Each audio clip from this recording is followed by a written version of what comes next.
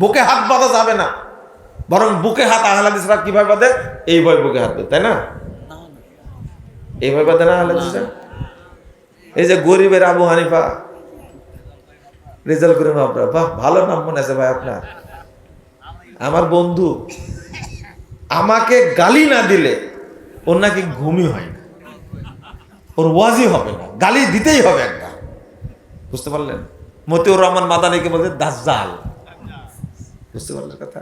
আমাকে বলছে যে জারদ সন্তান, আবরার আবরার রহু আবরার আবরার রেজাল্ট করুন। এক জায়গাতে বলছে আপনারা দোয়া করেন আল্লাহ যেন হেদায়েত দান করে, তো কেউ আমিন বলে না। বলেছে আমিন বলেন, বলছে আপনিই বলেন, আমার দরকার নাই। হানাফিরাও তো অনেক আলেম আছে, তাই না? এরকম ব্যাকুল আর এত মুখ খারাপ, আমি আল্লাহর কাছে বলি আল্লাহ ওকে হেদায়েত দাও আর অন্তত মুখটা ভালো করে দাও। আল্লাহ কোন দিন কবুল করবে আল্লাহ ভালো জানে। সি সি সি, এত খারাপ ভাষায় বলে, এই ভাষাগুলো মনে হয় ইবলিসও খুঁজে পাবে না। সি, ও বলছে যে আহলে হাদিসরা এইভাবে হাত বাঁধে, তাই না? হাত বাঁধার হাদিসকে অস্বীকার করেছে, তোমার আর নামাজ পড়ার দরকার নাই।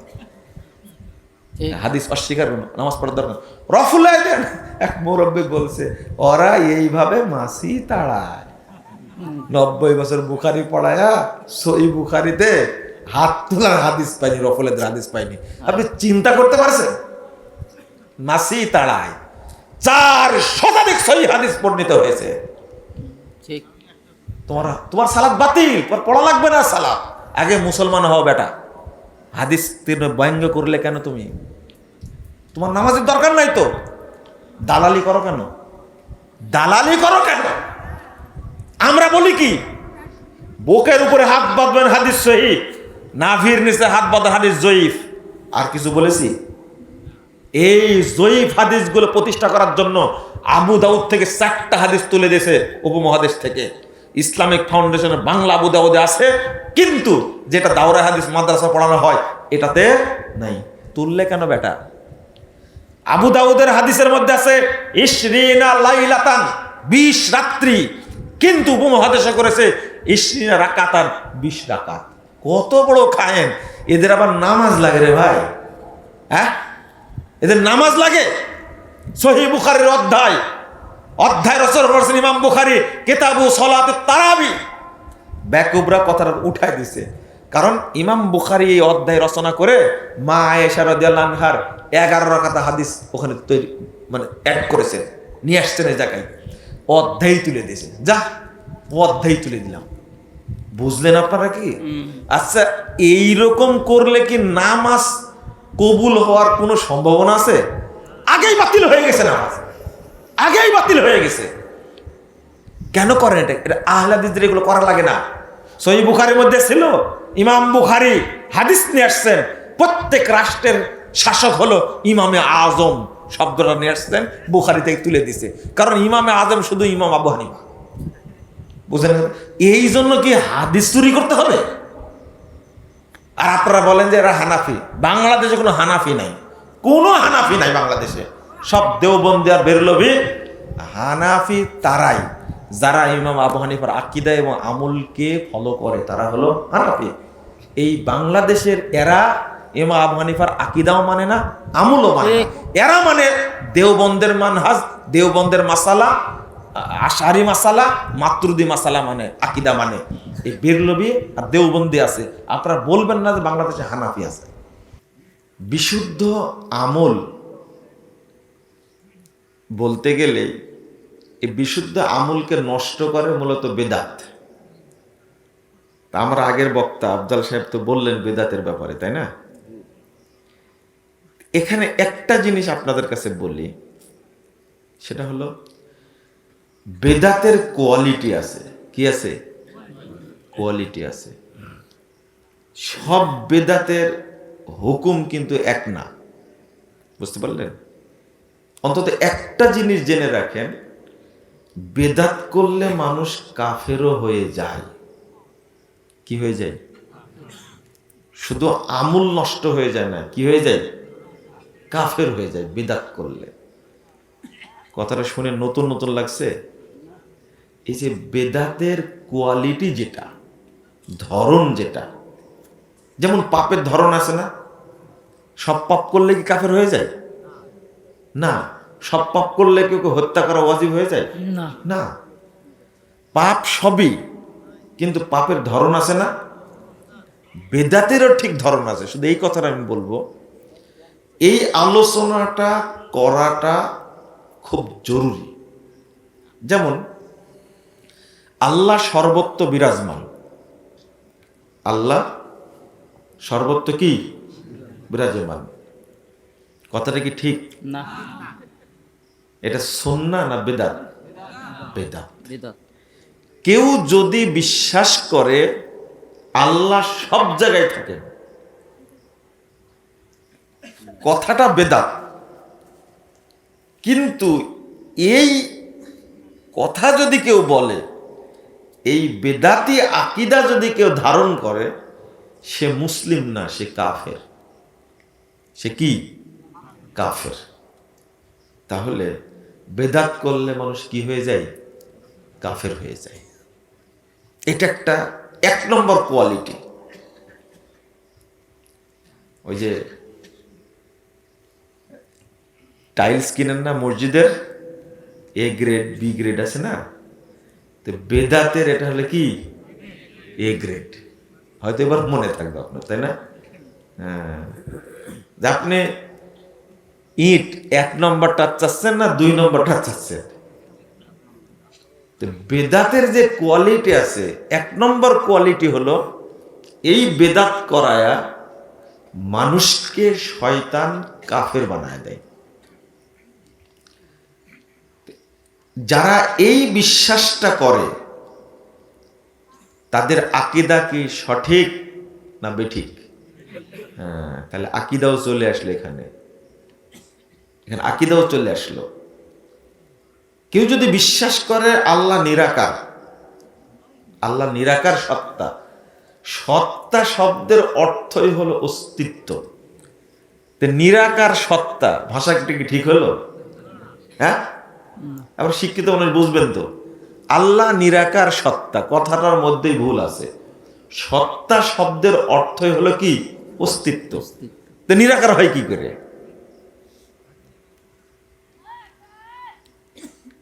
তো আমার কথা বলবো না, ইমাম ইবনে বাজ রাহিমাহুল্লাহকে প্রশ্ন করা হয়েছিল যে মাইয়া আতিকুদু আন্নাল্লাহা ফি কুল্লি মাকান হাল ইউসাল্লা খালফা, যে বিশ্বাস করে আল্লাহ সর্বত্র বিরাজমান, তার পিছনে কি নামাজ পড়া যাবে? সালাত আদায় করা যাবে? তো ইমাম ইবনে বাজ রাহিমাহুল্লাহ উত্তর দিচ্ছেন কি জানেন? মাইয়া আতাকিদু আন্নাল্লাহা ফি কুল্লি মাকান ফাহুয়া দাল্লুন মুযিল্লুন কাফিরুন। বুঝেননি কথা? এবারটা ফাহুয়া দাল্লুন মুযিল্লুন কাফিরুন। সে পথভ্রষ্ট, সে মানুষকে পথভ্রষ্ট করে, সে কাফের। কথাটা আমার না, কিন্তু আপনাদের অভ্যাস হলো এদের পিছনে আপনারা নামাজও পড়েন। পড়েন না? পড়েন। আমি নাটোর শহরে একটা মসজিদে সালাত পড়তে গেলাম মাগরিবে। তো আমি জামাত হচ্ছে, তো ওযু করতে গিয়ে আমি একটু দেরি করে ফেললাম, বুঝছেন? দেরি করে তারপরে যখন জামাত হয়ে গেল তখন আমি সালাত শুরু করলাম। সাথে ছিলাম 6-7 জন, কিন্তু আমি আমার সাথে পেলাম মুসল্লি হিসাবে একজনকে। বাকিরা পড়েছে কোথায়? জামাতে। পরে আমি বললাম যে যারা বিশ্বাস করে নবী এখনো মরেনি, নবী কি মরেনি, শুধু হায়াতুন নবী। হ্যাঁ, তো এটাও বুঝেন তাহলে, হায়াতুন নবী। এরা হলো কুফরি আকীদা। কি আকীদা? কিয়ামত পর্যন্ত এর পিছনে নামাজ পড়লে নামাজ হবে না। না, কিয়ামত পর্যন্ত। বিশ্বাস করে নবী গায়েব জানতেন, নবী তো জানতেন, পীর ফকিরেরাও গায়েব জানে। নাউজুবিল্লাহ। এর পিছনে নামাজ কিয়ামত পর্যন্ত পড়লেও এক ওয়াক্ত হবে না। এবং আমাদের সালাত হয় না, এটাই প্রমাণিত হয় হাদিস থেকে। আমি আপনাকে বলবো, আপনি টেনশন করবেন না, আমি এখনই বলবো। এই আকীদা পোষণ করে যে ইমাম তাবিজের ব্যবসা করে, এই ইমামের পিছনে কিয়ামত পর্যন্ত সালাত পড়লে সালাত হবে না, মরা পর্যন্ত না। কোন পর্যন্ত? মানে আপনি পড়বেন, আপনার সন্তান পড়বে, আপনার নাতিপুতি পড়বে, তার নাতিপুতি পড়বে, কিয়ামত পর্যন্ত যদি পড়ে কারো নামাজ কবুল হবে না। তাবিজের ব্যবসা করে যে ইমাম, এই ইমাম পিছনে নামাজ হবে না। যে পীরের মুরিদ, কার মুরিদ? পীর মানেই শয়তান আর মুরিদ মানেই বলদ। কি ব্যাপার, বুঝেন না মনে কথা? এক বাক্যে মনে রাখবেন, পীর মানেই কি? শয়তান। ওদের একটা ফতোয়া দিয়েছে, যার পীর নাই শয়তান তার পীর। নাউজুবিল্লাহ। ওদের ফতোয়া এটা, এই মুশরিকদের ফতোয়া। পীর মানে মুশরিক, এক বাক্যে। আপনি যদি পীরকে মুশরিক না মনে করেন, তাহলে মুশরিক আপনি নিজেও।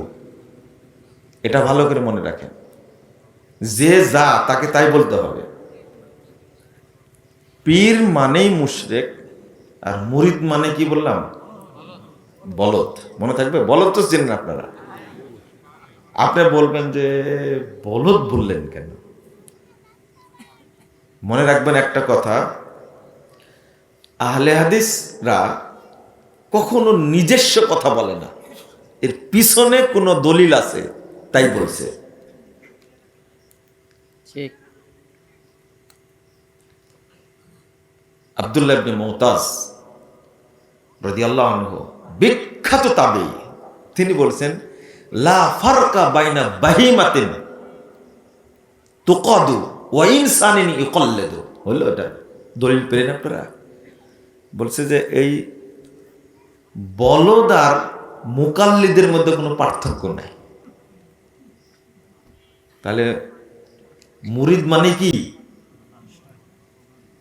বলদ। বলদ ধরে আপনারা মনে রাখতে পারবেন না, বুঝতে পারছি।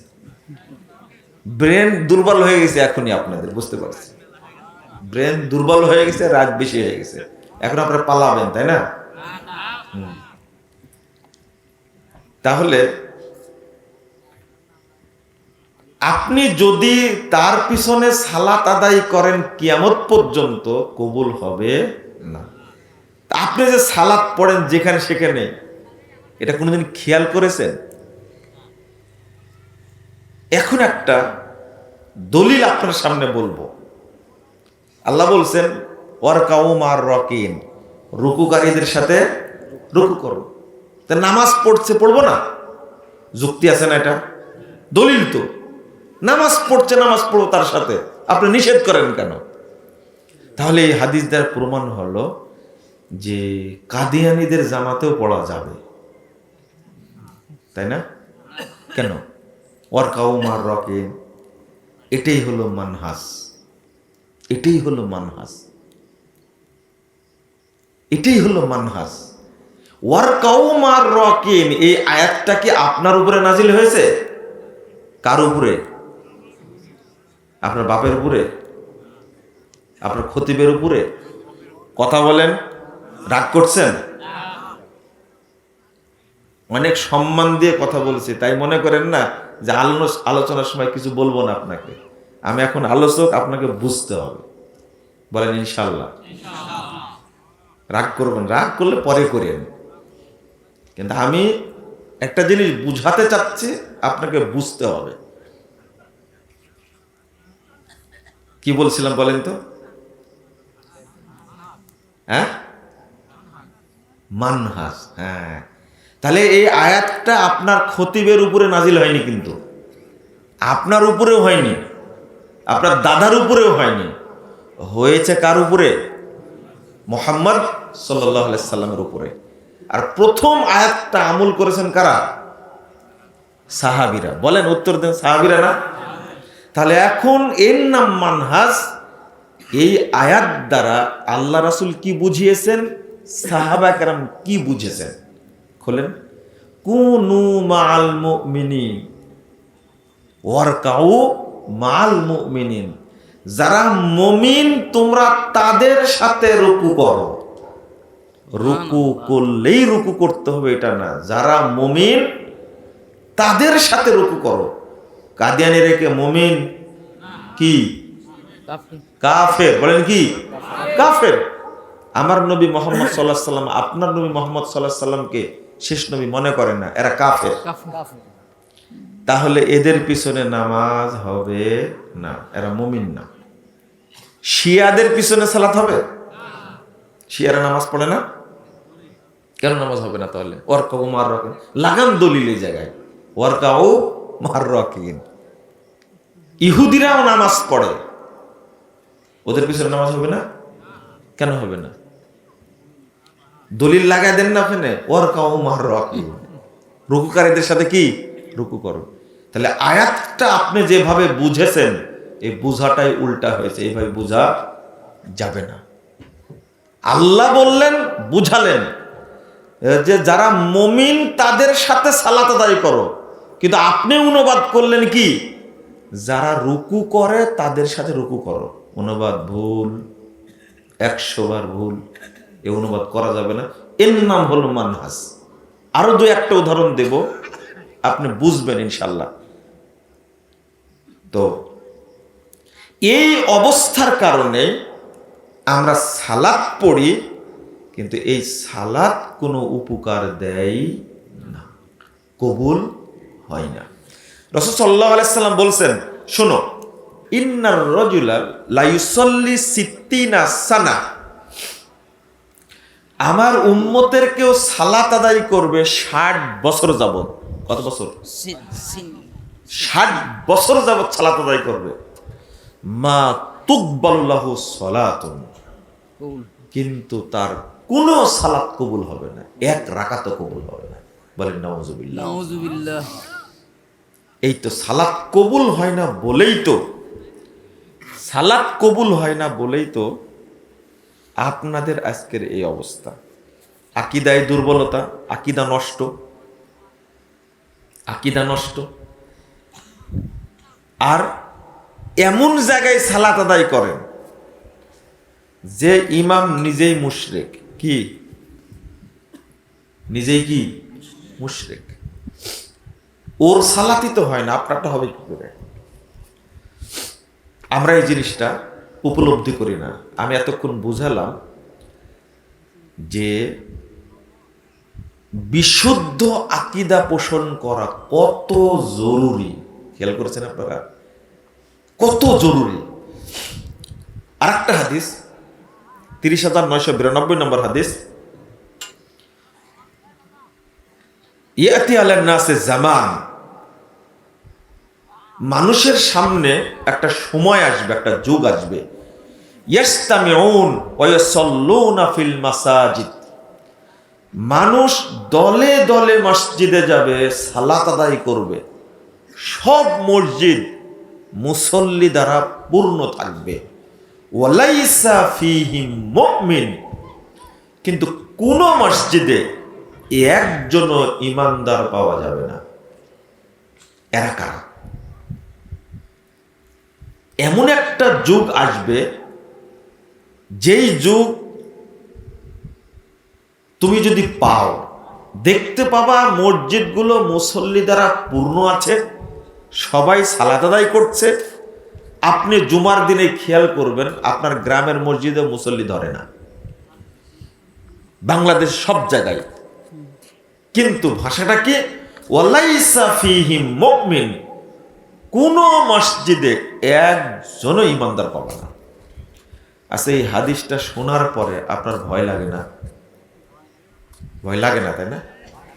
লাগে না, লাগে না। রাসূল সাল্লাল্লাহু আলাইহি ওয়াসাল্লাম বলছেন, আরেকটা হাদিস, 387 নম্বর হাদিস, তারপরে নাওসাতের মধ্যে এসেছে, রুব্বা মুসাল্লিন লা খলাকা লাহু ইনদাল্লাহি আযজা ওয়া জাল। বহু মুসল্লি সালাত আদায় করে কিন্তু আল্লাহর কাছে তার কোনো নেকি নাই, জিরো। কি তাহলে সালাত যে বাতিল হয়ে যায় এটা কি বিশ্বাস করলেন? বাতিল। আল্লাহ রাসূল বলছেন রুব্বা মুসাল্লিন লা খায়রা ফিহি, বহু মুসল্লি সালাত আদায় করে কিন্তু সেই সালাতে কোনো নেকি নেই। 410 নম্বর হাদিস, আত-তিউরিয়াত, ইমাম সদরুদ্দিন রাহিমাহুল্লাহ তিনি হাদিসটা নিয়ে আসছেন সহিহ সনদে। রাসূল সাল্লাল্লাহু আলাইহি ওয়াসাল্লাম বলছেন আউয়ালু মা ইউসালুল আবদু ইউহাসাবু বিহি সলাতু, কিয়ামতের মাঠে বান্দাকে জিজ্ঞেস করা হবে প্রথম সালাতের ব্যাপারে, হিসাব নেওয়া হবে তার সালাতের। এই হাদিস কিন্তু বেনামাজির হাদিস না, এই হাদিস কিন্তু বেনামাজির হাদিস না। আপনি কি বুঝতে পারছেন কার হাদিস এটা? নামাজি। নামাজি ব্যক্তি সম্পর্কে বলা হয়েছে। ফাইন কুবিলা মিনহু কুবিলা সাইরু আমালি, যদি সালাত কবুল করা হয়, আল্লাহ যদি সালাত কবুল করে নেন তাহলে অন্য অন্য যত আমল আছে আল্লাহ অটো কবুল করবে, অটো কবুল করবে। ওয়াইন রুদ্দা, সালাত যদি বাতিল হয়, ওয়াইন রুদ্দা, সালাত যদি বাতিল করে দেওয়া হয়, রুদ্দা আলাইহি সাইরু আমালি, জীবনে যত আমল করেছে সব আমল বাতিল করে দেওয়া হবে, তার উপরে নিক্ষেপ করা হবে। আস্তাগফিরুল্লাহ, আস্তাগফিরুল্লাহ। আমি আরো হাদিস আছে, আমি এই কয়েকটা হাদিস উল্লেখ করে বুঝাতে চাইলাম। সালাত পড়েন, কবুল না হওয়ার 1 নম্বর কারণ হলো আপনি বেঈমান। কি? বেঈমান আপনি, আপনার ঈমান নাই।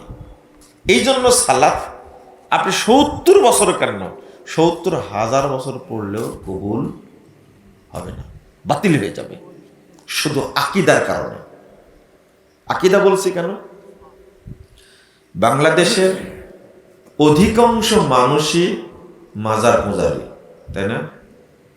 পীর পূজারী, কবর পূজারী, মাছের পূজা করে, কচ্ছপের পূজা করে, গাছের পূজা করে, মাছের পূজা করে।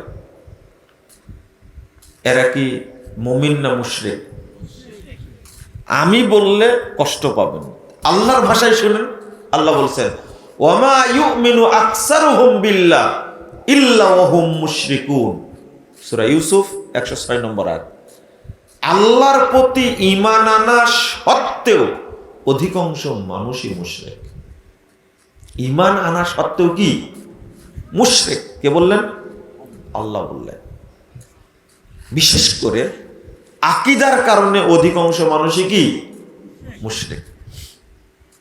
আমরা সমস্যায় পড়েছি যে এই বিষয়টা মানুষকে বোঝাতে পারি না, আর আপনারা বুঝতে চান না। কারণ কি? কারণ হলো যে আপনার দাবি হলো আরে আমি হজ করে আসি, আমি মুশরিক। আপনার দাবি হলো আমি তাহাজ্জুদ পড়ি, আমি কি মুশরিক? আমি মসজিদের মুতাল্লি, মসজিদের সভাপতি, 5 ওয়াক্ত নামাজ পড়ি, আমি কি মুশরিক? বুঝেন মনে হয় কথাটা? বুঝছেন কি? এটা হলো আপনার প্রশ্ন, কিন্তু আপনার জানা নাই যে ঈমানটা তাওহীদকে যাচাইয়ের জন্য হজ কাজে লাগে না, সিয়াম কাজে লাগে না, উমরা কাজে লাগে না। কারণ বহু মানুষ আমল করার পরেও মুশরিক শুধু আকীদার কারণে। যেমন আপনাকে উদাহরণ দিয়েই বুঝাই, যেমন আব্দুল মুত্তালেব নামটা খারাপ না ভালো? ভালো। আব্দুল মুত্তালেব ছিল কাবা ঘরের মুতাল্লি। কাজটা ভালো না খারাপ? ভালো। আব্দুল মুত্তালেব কাবা ঘর সবসময় তওয়াফ করতেন। কাজটা ভালো না খারাপ? প্রতি বছর হজ করতেন, প্রায় উমরা করতেন। ভালো না খারাপ? আব্দুল মুত্তালেব আব্রাহাকে গিয়ে বলল, যখন আব্রাহা কাবা ধ্বংস করতে আসলো, তখন এসে আব্রাহার লোকেরা আব্দুল মুত্তালেবের উটগুলো চুরি করে নিয়ে গেছিল। তো আব্রাহাকে গিয়ে বলছেন যে, তোমার লোকেরা আমার উটগুলো চুরি করে নিয়ে আসছে, উটগুলো দিয়ে দাও। তখন আব্রাহা বলছে যে, তুমি না কাবার মুতাল্লি, তুমি না মক্কার নেতা, প্রভাবশালী নেতা তুমি, আমি আসছি কাবা ভাঙতে আর তুমি আসছো উট নিতে, ঠিক আছে না? তা আব্দুল মুত্তালেব কি বলেছিল? আব্দুল মুত্তালেব বলেছিল কাবার মুতাল্লি, বলছিল যে উটের মালিক আমি আর কাবার মালিক আল্লাহ। তাই আল্লাহকে বিশ্বাস করতো না, সে করতো না। আপনার চেয়ে বিশ্বাস তার অনেক কোটি গুণ বেশি ছিল। কাবার মালিক আল্লাহ, উটের মালিক আমি, আমার উটগুলো দিয়ে দাও, কাবার মালিক তিনি দেখবেন কাবা ঘরে কি করবেন। আব্দুল মুত্তালেবের দাবি ঠিক ছিল না ভুল ছিল? ঠিক ছিল। বলেন তো আব্দুল মুত্তালেব আছে কোথায়? জান্নাতে না জাহান্নামে? হজ কাজে লাগেনি, কাবার মুতাল্লি হয়ে কোনো কাজে লাগেনি। বুঝেননি মনে? তাওয়াফ করেও লাভ হয়নি। সারা পৃথিবী থেকে যত হাজি যেত সবাইকে খাবার দিতেন, আপ্যায়ন করতো এই আব্দুল মুত্তালেব। তারপরে আবু তালেব, তারই ছেলে, এত প্রভাবশালী নেতা। রাসূল সাল্লাল্লাহু আলাইহি সাল্লাম দাওয়াতি কাজ করেছেন। আবু তালেব বেঁচে থাকাকালীন তাকে কেউ ধমক দিতে পারেনি। এমন একজন প্রভাবশালী সৎ মানুষ হজ কাজে লাগেনি, ওমরা কাজে লাগেনি, কাবার মুতাল্লি হওয়ার দাপট কাজে লাগেনি। আপনারা কি বুঝতে পারছেন? হ্যাঁ, তো আপনি পার্থক্য কি? পার্থক্য হলো আব্দুল মুত্তালেব আবু তালেব ছিল কাবা ঘরের মুতাল্লি, আর আপনি হলেন বেদাতি মসজিদের মুতাল্লি। পার্থক্য হলো আবু তালেব, আব্দুল মুত্তালেব এরা প্রত্যেক বছর হজ করত, আর আপনি হজ করেছেন একবার। এ হলো পার্থক্য। বুঝেননি কথা? আব্দুল মুত্তালেব আবু তালেব আল্লাহর উপর এত বিশ্বাস করত যে আব্রাহাকে ছেড়ে দিয়েছিল, ঠিক আছে দেখ কি করতে পারো করো তো দেখি। কিন্তু আপনার মসজিদ ভাঙতে আসলে আপনি বিশ্বাস করতে পারবেন না। পার্থক্যটা এটাই। এই পার্থক্য বোঝা গেল। আপনারা, আমরা আব্দুল মুত্তালেবের চেয়ে খারাপ না ভালো? তাহলে আপনি কিভাবে বিশ্বাস করেন যে আপনার হজ কবুল হয়েছে, আপনার সালাত কবুল হয়েছে? কিভাবে বিশ্বাস করেন? সবচেয়ে বড় কথা হলো যে আকীদা আপনি পোষণ করেন যে আল্লাহ সর্বত্র বিরাজমান, এটা কাফেরেরাও বিশ্বাস করতো না, মুশরিকরাও বিশ্বাস করতো না। আচ্ছা, আবু তালেব কোথায় আছে জানেন তো? কোথায় আছে? কেন? এত ভালো মানুষ হওয়ার পরে জাহান্নামে কি জন্য? কাবার মুতাল্লি ছিল, কাবাকে তারা সংরক্ষণ করেছে, কাবার হেফাজত করেছে, এরপরও জাহান্নামে। এখন মানুষদেরকে আমরা কিভাবে বুঝাবো যে হজ, সিয়াম, সালাত পড়লে আপনি মুমিন হয়ে গেলেন? এটা প্রমাণ দিতে পারবেন না আপনি, এটা প্রমাণ দিতে পারবেন না। এই হলো মিশ্রিত আকীদা। কি আকীদা? মিশ্রিত আকীদা। আকীদা হলো মিশ্রিত, যার কারণে কবুল হচ্ছে না। মিশ্রিত আকীদার পরিণামটা কি? 42 নম্বর আয়াত সূরা বাকারা আল্লাহ রাব্বুল আলামিন বলেছেন, ওয়ালা তালবিসুল হাক্কা বিল বাতিল, তোমরা হকের সাথে বাতিলকে মিশ্রিত করো না। আল্লাহ একটা শর্ত দিয়েছেন, আল্লাযীনা আমানু ওয়া লাম ইয়ালবিসু ঈমানাহুম বিযুলমিন উলাইকা লাহুমুল আমনু ওয়া হুম মুহতাদুন। 82 নম্বর আয়াত সূরা আনআম। যারা ঈমান এনেছে আর ইমানের সাথে শিরিকের, তাগুতের, কুফুরের মিশ্রণ করেনি, তাদের জন্য দুনিয়াতেও নিরাপত্তা, পরকালে নিরাপত্তা রয়েছে। আল্লাহ বলছেন। আপনাকে বলছি যে আল্লাহ নিরাকার কথাটা মিথ্যা, এটা মিথ্যা কথা, বিশ্বাস করবেন না। আপনি তোলপাড় লাগাই দিলেন। আপনাকে বললাম যে সালাতের সালাম ফিরানোর পরে আপনাদের মাথায় হাত দিয়ে ইয়া মাতিনো দোয়া পড়েন, এটা মিথ্যা, এটা বেদাত। এই যে লাফানি শুরু করলেন, তা আমরা যা করি তাই বেদাত। আমি বললাম যে হ্যাঁ, যা করেন তাই বেদাত। দলিল যার নাই সেটাই তো বেদাত, সেটাই তো শয়তানের আমল, সেটাই তো বাতিল। আপনি কথা বুঝেননি? আপনার সালাত যতদিন ওযুর দোয়া বিসমিল্লাহির রহমানির রহিম আল ইসলাম হাক্কুন ওয়াল কুফরু বাতিলুন আল ঈমানু নূরুন ওয়াল কুফরু যুলমাতুন, এই দোয়া যতদিন পড়বেন মরা পর্যন্ত, পড়া মাত্রই ওযু বাতিল হয়ে যাবে, নামাজও বাতিল হবে, কোনো সন্দেহ নাই। কারণ এই দোয়াটা হলো শয়তানের তৈরি করা দোয়া। ওযুর শুরুতে বলতে হবে শুধু বিসমিল্লাহ। কি বলতে হবে? বিসমিল্লাহ। আমি বললাম এই দোয়াটা পড়লে ওযু নষ্ট হয়ে যাবে, কিন্তু আলেম মানুষ, আপনারও যে ওযু নষ্ট হয়ে যাবে সেটা তো বুঝতে পারেন। মানে আমার কথাটা আপনি ধারণ করতে পারেননি, আপনি চিন্তাও করলেন না যে কেন বলল।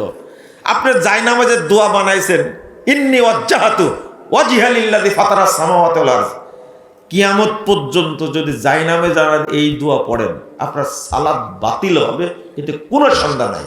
কারণ এটা বিনা দলিলের কথা, এটা শয়তানের তৈরি করা, এটা অপবিত্র আমল একটা, এটা কখনো সালাতের মধ্যে যায় না।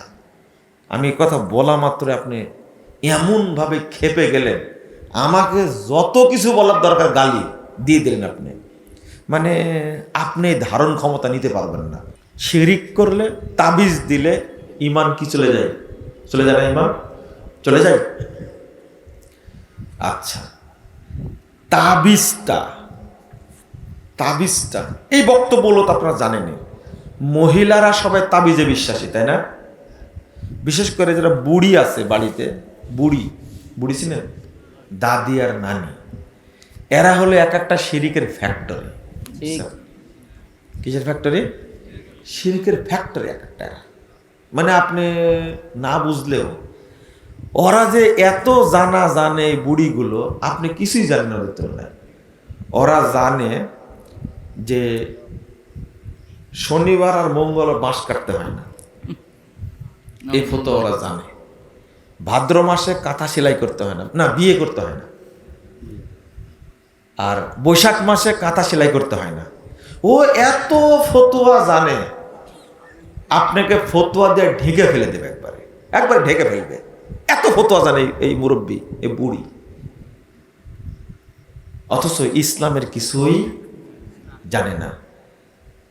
ও নাতনির বিয়ের ডেট করেছে আগামী সপ্তাহ মঙ্গলবারে। তো বুড়ি জিজ্ঞেস করেছে, তুই কি শিখলি এতদিন যাবত? বেটা কি শিখলি এতদিন যাবত? মঙ্গলবারে বিয়ের ডেট হয়, মঙ্গলবারে বিয়ে হলে বিয়েটা ভেঙে যায়। কত বড় মুফতি দেখেন, আল্লাহর চেয়েও বড় মুফতি। ও কেমনে জানলো বিয়ে ভেঙে যাবে? মুফতি, এই মহিলা মুফতি। চিন্তা করতে পারছেন আপনি? এইগুলো ধারণাগুলো কি তাওহীদ না শিরিক? শিরিক। আর আপনাকে যদি ও জমা কলা খেতে দেখে, দিবে এক ধমক, বলবে যে জমা কলা তুমি খাচ্ছ কেন?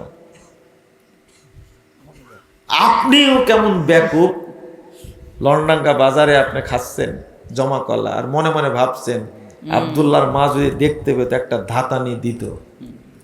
বলেন তো আপনার ঈমান আছে কিনা? হ্যাঁ, ও আপনারও নাই, তাই না? আপনি যখন বাড়িতে খাচ্ছেন তখন আপনার ওয়াইফ দিবে ধমক, ও দাদাক দাও না, ও দাদা খাক। কেন? জমা কলা খাবে সব বুড়ারা, কারণ এদের হায়েস বন্ধ হয়ে গেছে, বাচ্চা কাচ্চা হওয়ার সম্ভাবনা নাই, ওরাই খাবে। আপনারা কি বলেন এই এলাকায়? জামা কলা। হ্যাঁ, কি পাওয়ার জামা কলার, চিন্তা করতে পারছেন? নাউজুবিল্লাহ। হ্যাঁ, অথচ যে মহিলার বাচ্চা হচ্ছে না, ও গু গোবর থেকে শুরু করে যত পবিত্র অপবিত্র খাবার আছে সব খাইছে, এরপরেও হয়নি। আর আপনার বিশ্বাস জমা কালা খালে ডবল বের হবে। তওবা তওবা আস্তাগফিরুল্লাহ। এটা হলো জামা কালার পাওয়ার। পাওয়ার, এই পাওয়ারটা কে দিল? সি সি সি সি, নাউজুবিল্লাহ। এই হলো ধর্মের বিশ্বাস। আর দোকানদাররাও পাগল। জামা কলার দাম কিন্তু সমাজে নাই, কিন্তু পাওয়ার খুব বেশি। বিক্রি যখন করছে দোকানদারও পাগল, ও দুইটাকে একটা ধরে। আর আমার সাথে আসলে এক ছেলে ঘুরে বেড়ায়, এই দুষ্টুটা ওই ঘুরে ঘুরে দুইটা বেলে একটা কিনবে। বুঝেননি কথা? মানে দুইটা কিনবে একটার দামে। চিন্তা করতে, দোকানদারও পাগল, আপনারাও ছাগল, মহিলারাও গাধা, সব একরকম হয়েছে সমাজে। বুঝতে পারলেন? তওবা তওবা তওবা আস্তাগফিরুল্লাহ। দাদা হজে যাচ্ছে বা শ্বশুর হজে যাচ্ছে, বাচ্চা হয় না 3-4 বছর যাবত। তো বৌমা বলছে যে আব্বাজান মক্কা থেকে মরিয়ম ফুল নিয়ে আসেন। হ্যাঁ বাবা, অবশ্যই নিয়ে আসবো, তোমার তো নিয়ে আসবো মা, তুমি টেনশন করে নিয়ে আসবো। নিয়ে আসলো মরিয়ম ফুল, খাইলো, কোনো লাভ হয় না। মরিয়ম ফুল বলে পৃথিবীতে কিছুই নাই। কথা বুঝতে পারলেন? এই হাজির হজ শেষ, বুঝলেন না? বৌমার বাচ্চা না আছে, এদের কি ইমান আছে মনে করেন আপনি? হ্যাঁ, কি হয়েছে? ইমান, ইমান শেষ।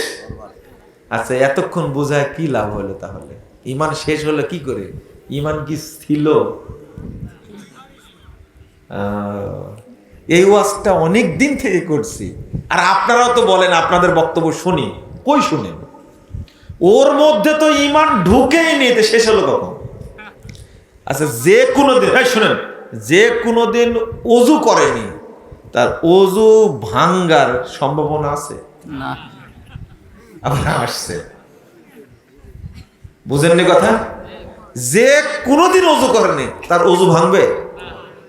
আচ্ছা, যে কোনোদিন পোশাকই পরেনি, তো ন্যাংটা হলো কখন? বুঝেননি কথা? এটা ইমানের সাথে বুঝার বিষয়। মনে করেন বয়স কত হচ্ছে আপনার? 70। মাশাআল্লাহ, 70 হয়েছে বয়স, কিন্তু দাঁড়িয়ে গেলে কিন্তু সবই পেকে গেছে, তাই না? মনে করেন ইনার ধারণা আছে একটা জিনিস। আচ্ছা, আমার কথাই বলি, ওনার কথা বললে মুরব্বী মানুষ তো রাগ করতে পারে। হ্যাঁ, বাপ বয়সী মানুষ, আমার কথাই বলি, বুঝ দিয়া বলি। আমার গায়ে তাবিজ নাই, কিন্তু আমার বিশ্বাস আছে তাবিজ দিলে ভূতে ধরে না। এবার বলেন তো আমার ইমান আছে কিনা? ইমান আছে? নাই তো কি হয়েছে? ঢুকেইনি। কে বললো এটা? কে বললো? বাবা দাঁড়ান দাঁড়ান, আপনারই দরকার। দাঁড়ান দাঁড়ান দাঁড়ান দাঁড়ান দাঁড়ান, মাশাআল্লাহ, দাঁড়ান। এই আগামী দিনের সৈনিক হবে ইনশাআল্লাহ। ইনশাআল্লাহ। ওর মাথায় ঢুকছে, ইমান এখনো ঢুকেইনি। বুড়া হয়ে কি করলেন আপনারা? ওই যে বললো যে ইমান ঢুকেইনি এখন পর্যন্ত, তাহলে নষ্ট হওয়ার কোনো সম্ভাবনাই না। আমাদের অবস্থানটা বর্তমানে এইরকম। সামান্য ধারণা আছে যে তাবিজ দিলে দাঁতের ব্যথা ভালো হয়ে যায়। নাউজুবিল্লাহ। এইটা আমি ঝুলাইনি তাবিজ, বাধা নাই, কিন্তু আমার বিশ্বাস আছে। আমার বয়স এখন 70। বলেন তো আমার মধ্যে ইমান ঢুকেছে কি? আচ্ছা, ইমান কি আপনার মতো ছেঁচড়া, আপনার মতো বোকা? ইমান হলো মর্যাদাবান, ইমান খুব সম্মানী জিনিস। আপনার বাড়ির উপর দেওয়া যায়নি ইমান। যে জায়গায় শিরিক হয় ওই জায়গায় ইমান ছুঁতেও যায় না।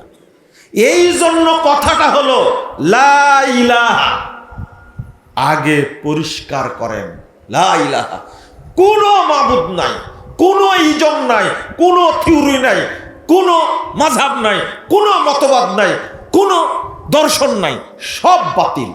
ইল্লাল্লাহ, আছে কে? একমাত্র আল্লাহ। আল্লাহ। এই জন্য আল্লাহ আল্লাহ আল্লাহ এই জিকির করা হারাম, এটা চলবে না। না। ইল্লাল্লাহ ইল্লাল্লাহ ইল্লাল্লাহ হারাম। বেটা তোমার দেহটা তো অপবিত্র, তুমি আগে বলো লা ইলাহা, আমি সব কিছু অস্বীকার করছি। ফামান ইয়াকফুর বিত-তাগুত ওয়া ইউমিন বিল্লাহ ফাকাদ ইসতামসাকা বিল উরওয়াতিল বুসকা। আগে সব নাকচ করতে হবে। এই জন্য শুধু আল্লাহ আল্লাহ বলাটা হারাম, বলা যাবে না, বলা যাবে না। কারণ হলো হু হু, এটা বলা যাবে না। লা ইলাহা ইল্লাল্লাহ এটাই বলতে হবে। আগে সব অস্বীকার করতে হবে। এই অপবিত্র অপবিত্র আবর্জনা, এই শিরিক কুফর তাগুতের মধ্যে আল্লাহর নাম উচ্চারণ করলে পাপ হবে। বুঝলেন না মনে হয় কথা, তাই না? 17,754 নম্বর হাদিস মুসনাদ আহমদের মধ্যে এসেছে, রাসূল সাল্লাল্লাহু আলাইহি ওয়াসাল্লামের কাছে 10 জনের একটা জামাত গেছে, 9 জনকে কালেমা পড়ালেন, বায়াত নিলেন, একজনকে নিলেন না। তারা বলল 9 জনের বায়াত নিলে একজনকে কাট করে রেখে দিলেন কেন? আল্লাহ রাসূল বলেছেন ইন্না আলাইহি তামিমা, শোনো তাদের ভিতরে কি আছে, তার শরীরে তাবিজ বাঁধা আছে। এটাকে আল্লাহ রাসূল জানতেন? জানতেন? এটা কে জানাইছে বলেন তো দেখি? জিবরিল আমিন। হ্যাঁ, আল্লাহ জানাই দিছে। ফাদ খালাই বিয়াদিহি, ফাদ খালাই ইয়াদাহু, তার হাতটা শরীরের মধ্যে ঢুকায়া ফাকাতাহু, ছেড়ে ফেলে দিল। ফাবায়াহুন নবী সাল্লাল্লাহু আলাইহি ওয়াসাল্লাম, আল্লাহ নবী তার বায়াত নিলেন। এইটা বুঝলেই আপনার কাছে স্পষ্ট হবে। এখন এক হুজুরের কথা হলো, আল্লাহ নবী কি এত কড়া ছিলেন? তখন মুসলমানই ছিল না। আল্লাহ নবী তো বলতে পারতেন যে এই কালেমাটা পড়ো, আর তোমার দেহের মধ্যে তাবিজ আছে ওইটা কি ছিঁড়ে ফেলো। কালেমাটা পড়ানোর পরে তো বলতে পারতেন তাবিজটা, কাট করে রেখে দিলেন কেন? বুঝেননি মনে হয় কথাটা? ওরা আসছে দূর থেকে পায়ে হেঁটে, ক্ষুধার্ত মানুষ, ইসলামকে ভালোবাসে, নবীকে ভালোবাসে, আল্লাহকে ভালোবাসে, কোরআনকে ভালোবাসে, কিন্তু 9 জনের শুধু কি পড়ালেন? কালেমা পড়ালেন, বায়াত নিলেন, একজনে নিলেন না।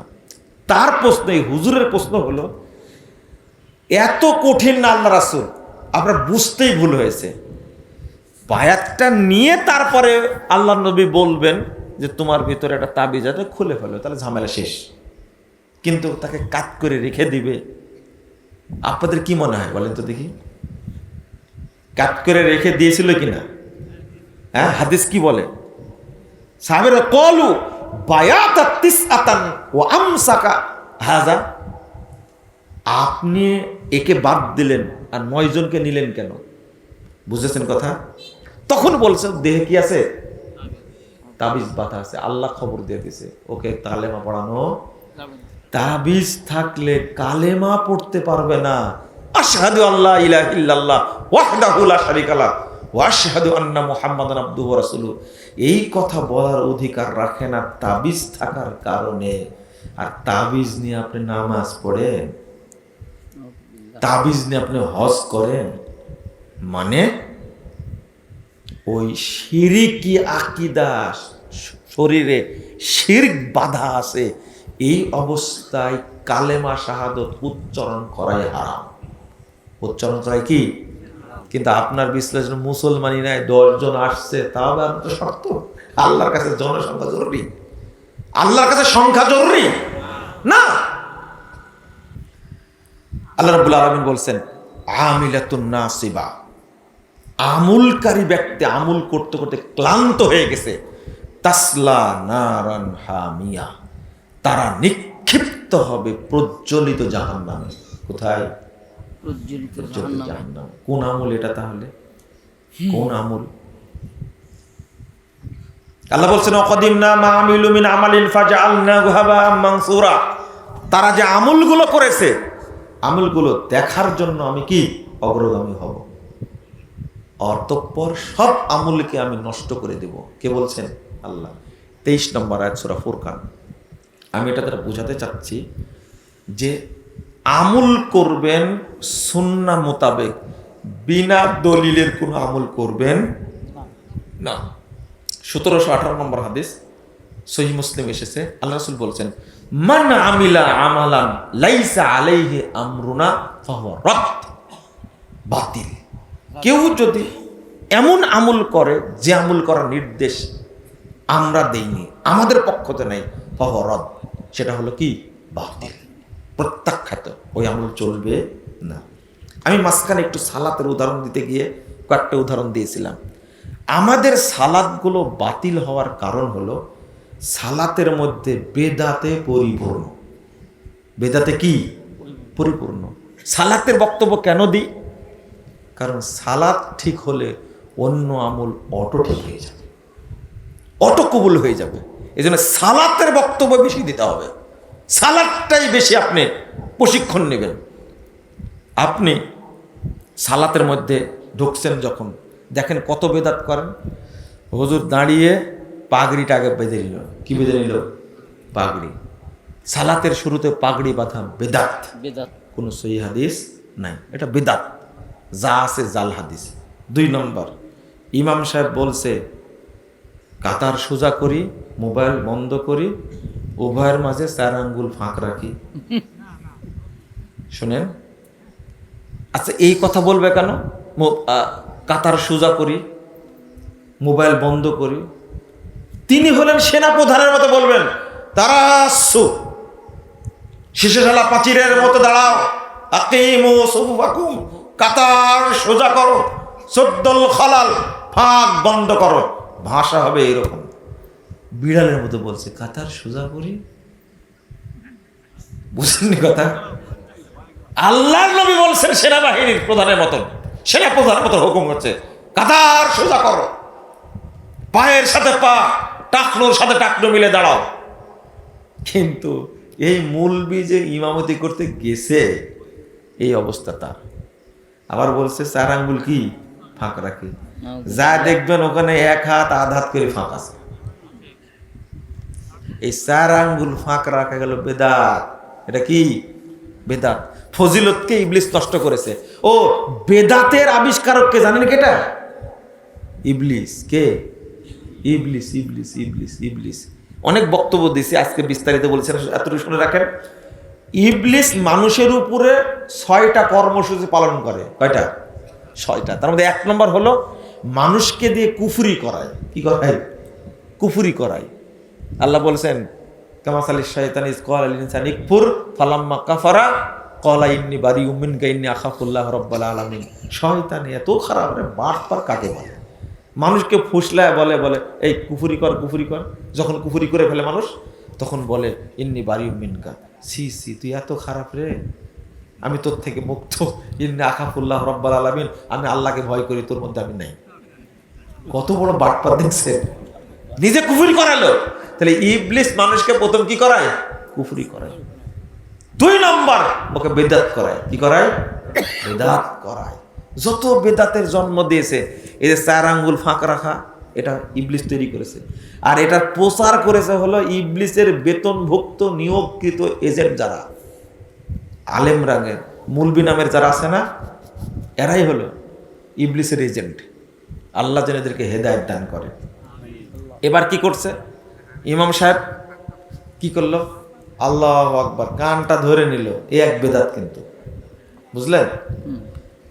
এই বুড়া আঙ্গুলি, ডান পায়ের বুড়া আঙ্গুলি সালাতে দাঁড়ানোর সময় যে জায়গায় আছে ওই জায়গায় রাখতে হবে, নাহলে সালাত বাতিল হয়ে যাবে। এই এক বেদাত। বেদাতে পুরো সালাতটা ডুবে আছে, পুরো সালাতটা ডুবে আছে। কবুল হবে কি করে? এবার হলো ইঞ্জিনিয়ারিং সিস্টেম। ইঞ্জিনিয়ারিং সিস্টেম কি? এই যে হাতটা ধরতে হবে এইভাবে, এই 2 আঙ্গুল দিয়ে এইভাবে ধরতে হবে, আর 3 আঙ্গুল পিঠে রাখতে হবে। ইঞ্জিনিয়ারিং সিস্টেম, এটা হলো বেদাত। এটা কি?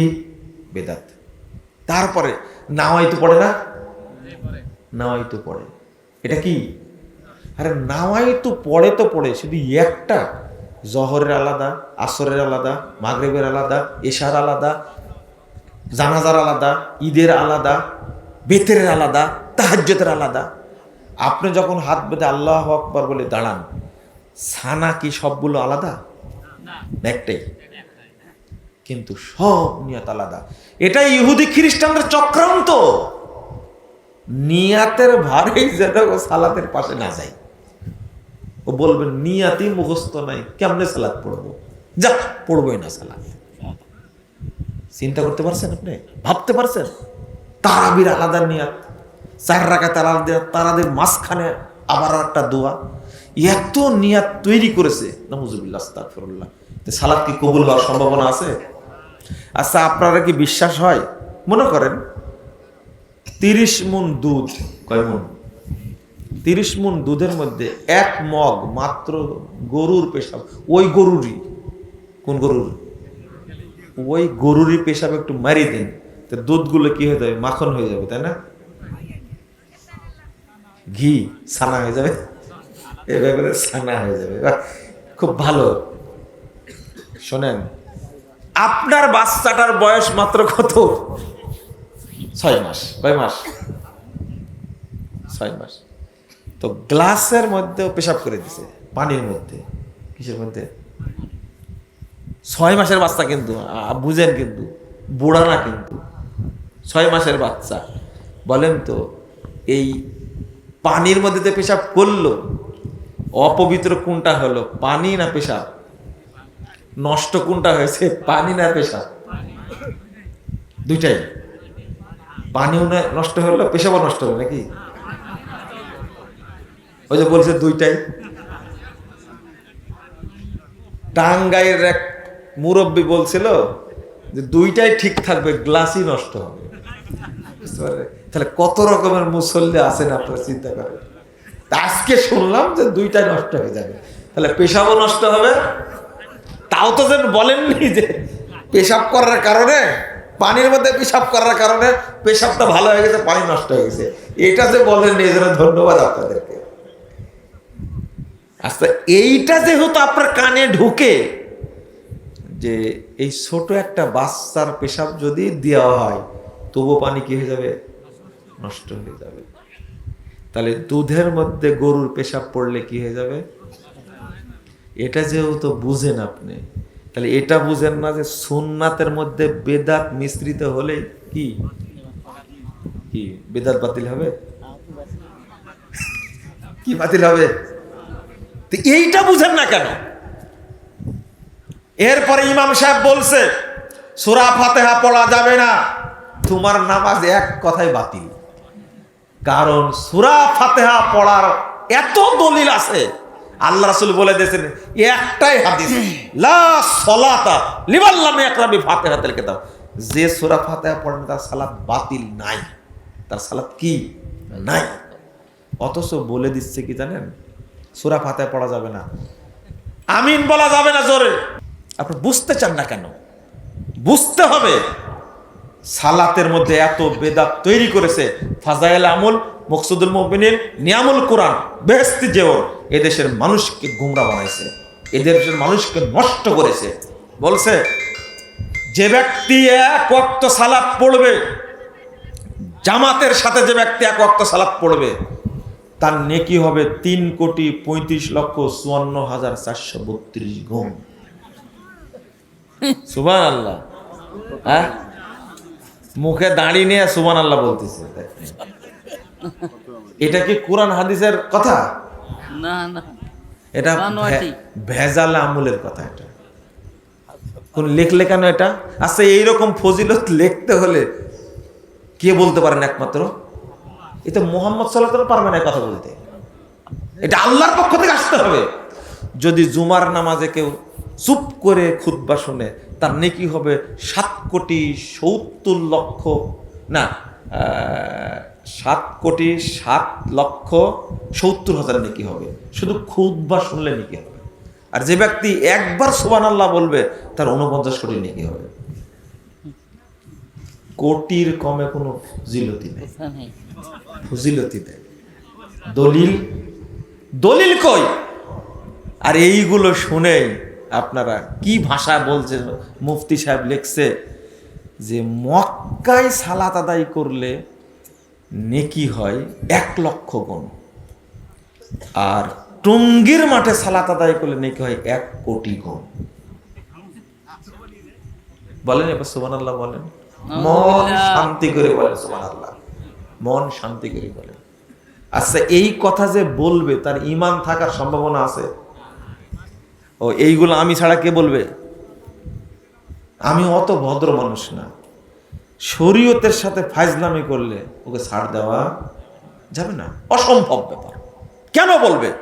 মসজিদে হারামের ইজ্জতটা রাখছে বলে তো দেখি। ওখানে নামাজ পড়লে 1,00,000 গুণ, আর এই অপবিত্র মাঠ টঙ্গীর মাঠে পেশাব পায়খানার মাঠে সালাত আদায় করলে কত নাকি হবে? 1,00,00,000 গুণ। ওর ঈমান আছে?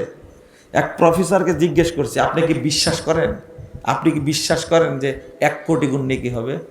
এই গবরখোর প্রফেসর বলছে যে আল্লাহ চাইলে দিতেও পারে। তৌবা তৌবা তৌবা। তবলিগ করতে যায় মাথা মুন্ডু সব নষ্ট হয়েছে। সি সি সি, এর কোনো ইজ্জত আছে? এই প্রফেসর বলল কি করে যে আল্লাহ চাইলে দিতেও পারে? এটা কি সহ্য করা যায় এগুলো? কিন্তু ঈমান নাই, খেয়াল করলো না। মক্কার উপরে কোনো মসজিদকে, কোনো স্থানকে প্রাধান্য দিতে যাওয়া যাবে? কেমনে বলে এই কথাটা? ও, এটা খাতির করা যাবে না, এটা বলতেই হবে। একবার সুবহানাল্লাহ বলে 49 কোটি নেকি হয়, কে বলেছে?